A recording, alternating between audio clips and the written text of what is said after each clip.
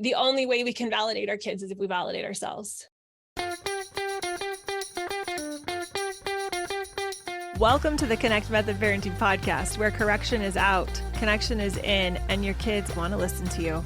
I'm Andy Martineau, creator of Connect Method Parenting, here to help you stay calm, confident, and connected no matter what. Hey, everybody. Welcome back to the Connect Method Parenting Podcast. I'm so excited to be here with you today. We have a very important topic we're diving into, self-confidence. This is critical, y'all. We got to figure this out. I was talking to a client last week, and the words that came out of this person's mouth was, I am not able to give them what they need. This could be said so many different ways. I'm not enough. I don't have what it takes. I'm not going to be able to do this. I'm going to screw them up. I have no idea what I'm doing. A lot of parents I talk to have this kind of belief system around themselves. It's not helpful, and I get it because I've been there, done that. And I also know that we have to walk ourselves out of this very kindly and compassionately. This belief feels true and feels helpful. Now, what I said back to this client was, what would happen to your life? Who would you be for your kids if you didn't believe that you were not able to give them what they need? And we took a few minutes brainstorming. What would that be like? How would she feel in her body? What would happen to her life and her impact and navigating some of the scenarios that are coming up? What will usually happen next after I have this conversation with a client is I'll say, but Andy, it just doesn't feel true to believe anything else. And I understand where they're coming from because this was exactly what I thought too. In fact, my brain thought it was irresponsible to believe that I was capable or enough, that I was going to be able to give my kids what they needed. That's what my brain, my little sticky brain, wanted to offer up to me. Here's what I learned is that when we do not feel self-confident, we will never create confidence in ourselves. Criticizing ourselves, judging ourselves, it's never going to turn the tide on the belief. We're never going to feel enough. We're never going to be able to give our kids enough or navigate things in a kind, compassionate way when things go off track. It will never create that. That is why this conversation today is so critical. I remember seeing a clip of Elon Musk. He was demoing the Cybertruck, and supposedly the glass was bulletproof. And the demo included someone throwing a rock at the glass to demonstrate this point. But when they threw the rock at the glass broke. So they threw another rock. It broke again. And I will never forget what I saw. Elon Musk shrugged it off and said, well, I guess we'll have to go back and figure that out. He was unfazed. I would have been embarrassed, mortified, thought my life was ruined, want to hide under a rock, never talk to anyone again. He was able to shrug it off, know that they would figure it out. The amount of self-confidence that he demonstrated that day was profound to me. And I remember thinking, I want to be like that. It wasn't arrogant. He didn't try to make excuses. He didn't try to justify it. He was just humbly, hey, yeah, it broke. That's not what was supposed to happen. We'll have to figure that out. That is what I'm talking about with self-confidence. That is what we need as parents. We need to believe in ourselves and the process enough to continue to move forward so we can actually create more self-confidence. It starts by having a seed of self-confidence. I also believe it starts with understanding that judging ourselves, having negative thoughts about ourselves that take away from the self-confidence are not ever going to create what I want. And that it's not irresponsible to let them go. It's actually very responsible to let them go. When you are listening to a podcast like this or working with me as a client, you absolutely have the drive and motivation to figure this out. No matter what's going on, you're going to figure it out. So recognize, hey, I can figure this out. I can have confidence in my ability to problem solve. I can have confidence in my ability to recover from failure and learn from that. That is what I'm talking about. That's what we're diving into today. I've been reading a book by, I think it's Tim Grover, called Relentless. He was the trainer who helped train Michael Jordan. And over and over again, I'm seeing this relentless attachment to growth, not defining themselves by failures, but growth in who they can become. And it's powerful. I'm seeing so many things that are helping me as I'm on my path to become the best version of myself, for my kids. Where do I source confidence from? Is it by what I did last night? Or is it what I can do tomorrow? Or is it what I can do right now to learn from what happened last night so that I can do better tomorrow? They talk about the training sessions that Michael Jordan went through and how he would take everything as a catalyst for more improvement in the future, learning from it, growing from it, a commitment to that. That's what I'm talking about with parenting self-confidence. That's what we each need to cultivate. And that's why we're having this conversation today, because a negative emotion, which comes from a belief of I'm not enough for my kids, I can't figure this out, the disappointment, the lack, the frustration, the fear, the worry that a thought like that creates inside of us will never create a positive result. A negative emotion always creates a negative result. We need to understand this so that we can let go of these beliefs that we maybe have felt attached to because it felt irresponsible or untrue to let go of them. We need to give ourselves permission to let go of them and realize it's actually the best thing we can do, the most responsible thing we can do to let go of them so that we can move forward in a different way. So that's what we're talking about today on the podcast. We're going to transition into the episode right now. I'm so thrilled that you're here with me having these discussions every week, and let's get to it.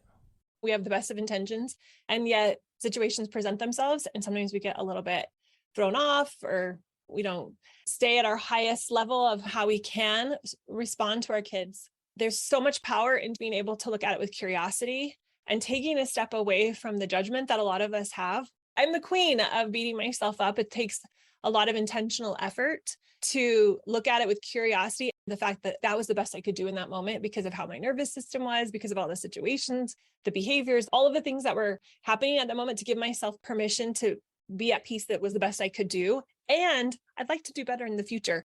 But when we can come at it from this place of curiosity, that was the best I could do, and I want to really understand what was happening with my brain. I want to understand what situations set my nervous system into an activated mode. We can learn so much so that we can move forward. That's the power of self-coaching or getting coaching on a call. We need both, to be honest. When we're judging and we shouldn't have done that, it was so terrible of me. When we go into that mode, we're going into fight or flight mode against ourselves, which prevents us from having the learning that we want to have if we want to change it for next time. So give yourself permission to be kind about it. And it segues perfectly into what I wanted to start with today, which is self-confidence. When we have a high level of self-confidence, we can experience life's ups and downs without taking it personal. One of the ways I like to think about emotions, which are the things that come up, we want to be able to give ourselves permission to be humans, to experience the highs and lows of our emotional state, of our nervous system, of us evolving and changing, and still retain a confidence about ourselves that's not arrogant. Sometimes we get confused and we think, oh, if I'm really confident, then I'm going to not learn, I'm not going to grow, I'm arrogant, I'm not looking honestly at my behavior, and it's none of that. So self-confidence seems to be what all of us want. And we want self-confidence in parenting specifically so that stuff like what we're talking about right here open to us to learn and grow from. Nelson Mandela said something like, I never fail, I only learn or grow, something like that. And I love that mantra. I love that idea. I love living by that statement because it allows me to never be defined by anything. I wanted to remind you guys all about this idea. We have emotions or we have experiences. We are not the experience. We are not the emotion.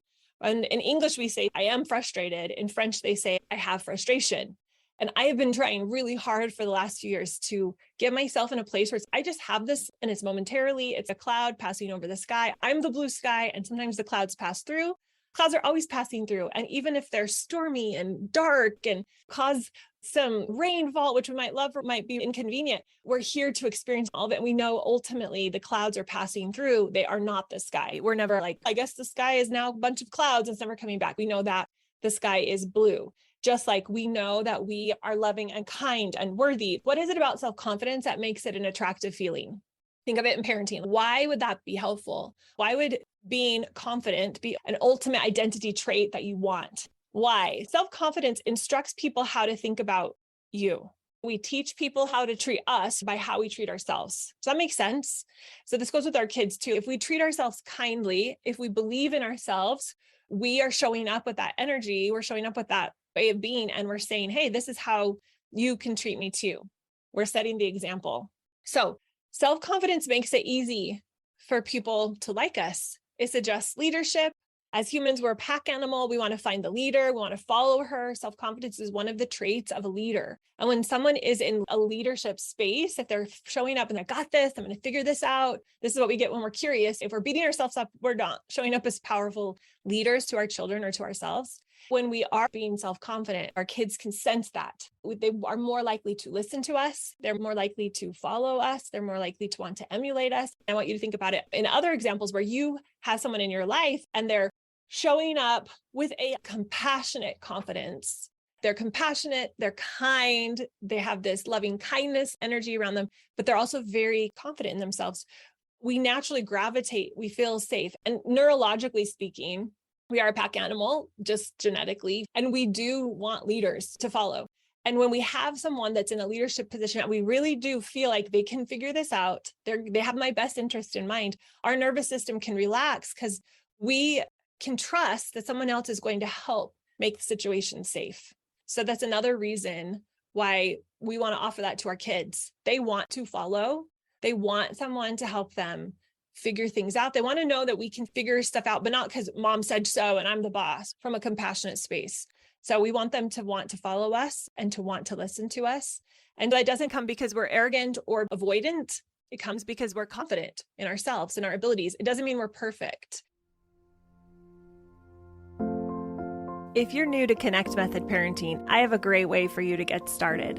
I created a free course that covers some of the biggest challenges parents are facing and how Connect Method Parenting solves them. In an hour, we're going to talk about why parenting is so hard, how to get your kids to want to listen to you, how to stop yelling and losing your cool, and become that calm, confident, connected parent for good. It's the fastest way to get started using connection as your go-to tool for influencing and impacting your kids. Go to cmp.works/course to get instant access today. Okay, let's read what you guys said. Today, I realized that I took my adult problems into the kids not cleaning up their messes. The kids not cleaning up after themselves was annoying, but I didn't have to react in that manner. I really need to do a thought download. Yes, I would recommend doing a thought download on it. If you can do it from a place of compassionate curiosity, it's going to yield a lot of growth, a lot of insight. I was just doing this about something I was dumping, and it was so amazing what I saw when I could look at what I wrote down through the lens of this is all going to help me do better next time. Anytime you catch yourself using the word should, I would be like, no, I couldn't have done better in the moment. That was the best I could do. Why was I throttled there? Keep thinking, keep responding as more thoughts come up. But a thought download would be great. Andy, this is why you have taken the cake above and beyond all other parenting books. Thank you. And therapists for me.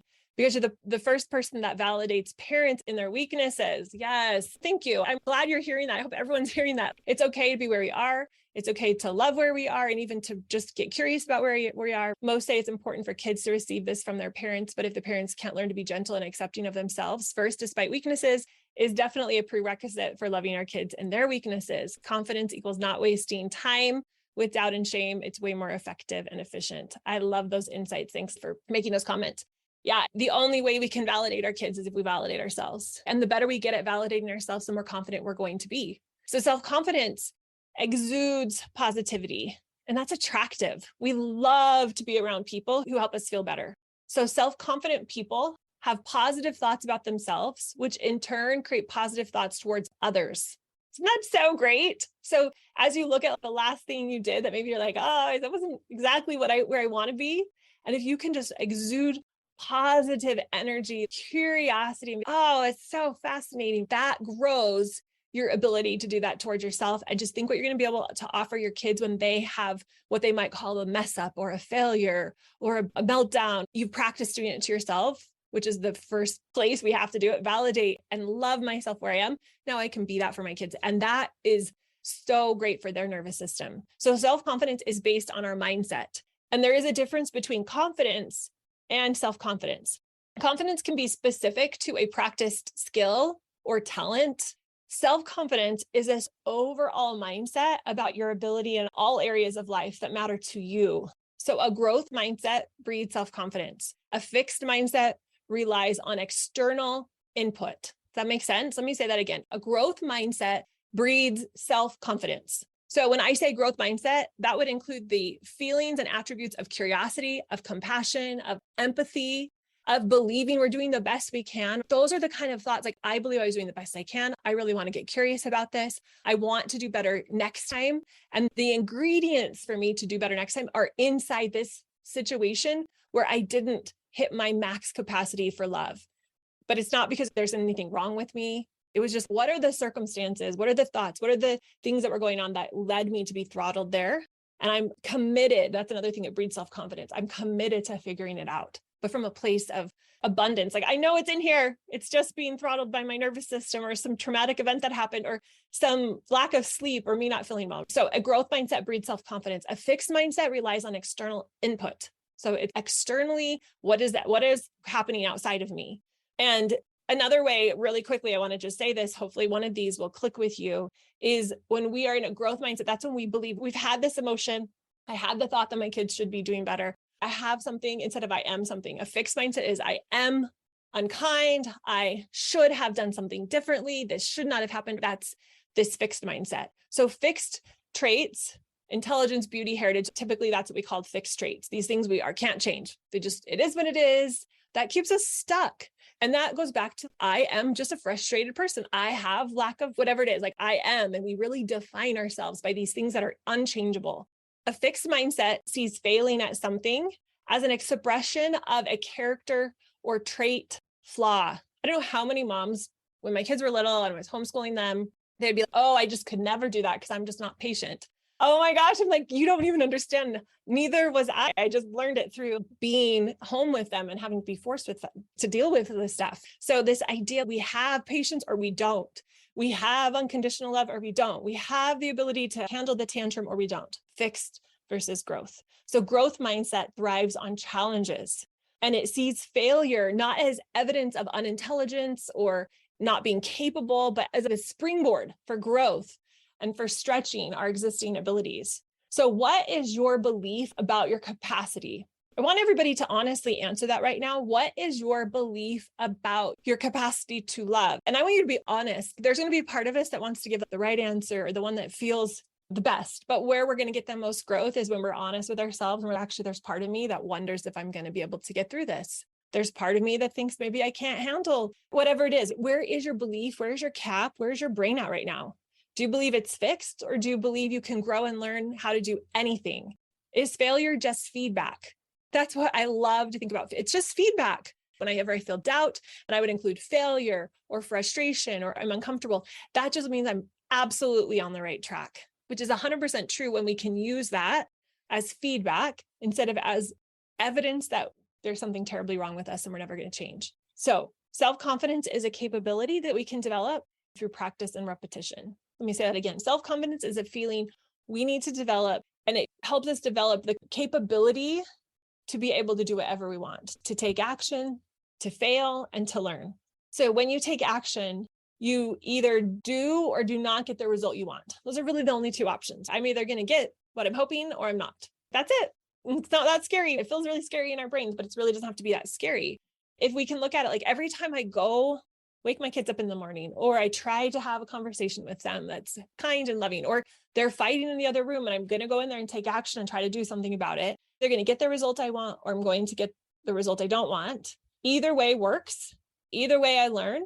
You always learn what works and what doesn't work. And this increases your capacity, your capability by practicing and getting better. If we aren't taking action, we are moving away from self-confidence. We're failing ahead of time. I'm going to avoid trying to create something new with my kids. And as a result, we fail to take action on this plan that will create more connection. And as a result, we don't have the strategic byproduct of the action we take.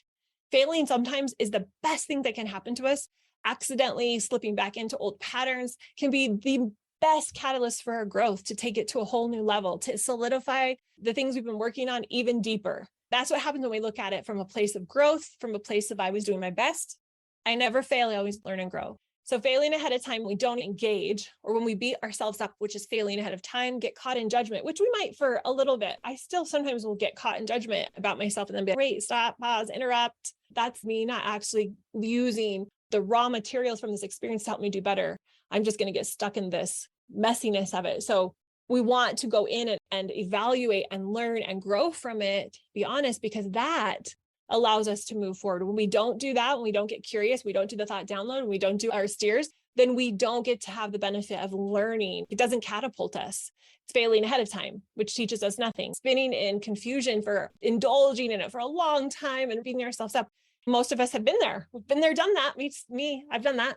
And I don't get better the next time. I just keep spinning because my identity, my evidence that I'm collecting for myself of who I am is not being capable, feeling like I'm not confident in my ability. So if we're going to fail, let's make sure we fail by taking massive action and learning from anything that happens, whether it worked or didn't work, learning rather than by doing nothing and trying to just stay comfortable. Our bodies will want us to just do the same old thing because it says, well, we survived last time we yelled, or last time when the kids fought and we just grounded them, or I don't like the kids fighting, but I don't want to try these new ideas to go connect with them beforehand and in the middle of it, because that feels really uncomfortable when we try to stay comfortable. And this is unintentional. Don't beat yourself up for this. This is subconscious. Our brain likes to do the same things it's been doing because it has a lot of evidence saying that you've done this before and we didn't die. So let's just keep doing it. But it's not the best thing for your growth or your relationships or your parenting. So I want you to look at your failures and see that they're the exact thing that you need. And failure, I use loosely. I don't even love that word, but our brains are so conditioned to use that word. But our mess ups, our failures, things that didn't go the way we wish they would have gone, and realize that all of those are perfect for us. They get us somewhere, and use them to increase our self-confidence. So here are some thoughts I'm going to offer you guys that you can use exactly like this. You can just copy and paste these for yourself, or you can use them to inspire you to create some more for yourself. But I would love you to think about some thoughts you want to have about yourself in the regards to how you're showing up as a parent and in life, because really who you are as a person is what is going to decide if you can do connect method parenting, how your nervous system is, how you're treating yourselves, all these things like we always talk about. So here's some good thoughts. I believe in my ability to get the result I want, no matter how long it takes, how many times I fail, or what I need to learn. That is so good. I'm going to say that one more time because it's so good. I believe in my ability to get this result, fill in the blank, your goal that you have with parenting, no matter how long it takes, how many times I have to fail, or what I need to learn. How about this one? I enjoy making the impossible happen. If you have a goal that feels a little out of reach, oh my gosh, it doesn't feel possible. Just practice believing, what would my life be like? What would I be feeling? Put these into a steer. If your thought was, I enjoy making the impossible happen, what would you be feeling about yourself, about your kids, about the situation? Here's another one. Why not? I see no reason why I can't create something spectacular if I keep trying with all my heart and mind. That's a beautiful thought, especially when something hasn't gone the way our brain said it should have gone. I don't see any way I can't create something spectacular if I just keep going and trying with all my heart and mind. Failure is the way to success. I love this one. Another version of that is discomfort is the currency to success. Self-confidence creates amazing success. Here's what might get in the way is like thinking, I can't. My kids already have this perception of me. They believe I'm not very kind, or they believe I'm really impatient. Those are the thoughts that won't help you create self-confidence. Good question. Because I can learn to do anything I set my mind to. I love unconditionally. So good. I also said, I am trying to look at the best in myself and feeling myself the way I feed others by looking at the best in them, complimenting them. I need to do that with myself. I feel inferior to other people, even though I know I am doing amazing things today compared to where I started 2 years ago. Exactly. Yeah. Whatever kind things and compliments we would say to other people, can we practice saying that to ourselves? It's going to feel uncomfortable at first, but you want the strategic byproduct of taking the action that feels uncomfortable. Even writing all of the things you appreciate about yourself, or even just one a day to feed that ability to feel and compliment and really build yourself up would be powerful. So good. Okay. So here's an exercise I want you to do. I want you to, now that we've talked about it, this is your homework. Define self-confidence for yourself, your definition of it. As you're thinking about that, where does self-confidence come from? Do you have a lot of it? Why or why not? Why do you want it? What is the best way to get more of it? What thoughts do you have now preventing it? This is good. You got to look at the thoughts that are getting in the way. So what thoughts are preventing me from feeling self-confident? Do you have any fears about being self-confident and the success you will create with it? Sometimes we have these weird limiting beliefs that's holding us back. What is the result you want to create? And how will self-confidence help you get there? So take some time this week do this work. And we'll talk to you guys all soon. Have a wonderful rest of your week. Thanks, guys. Bye. Thanks so much for listening, you all. If you are ready to learn more about Connect Method Parenting, if you've been listening to the podcast and you think, ooh, I'd love to be able to implement this in my life and with my parenting more, then check out Pivot. It's my 8-week program where we deep dive into learning and implementing Connect Method Parenting so that you can take this information and transform your parenting journey. Head over to connectmethodparenting.com to find out when the next group starts.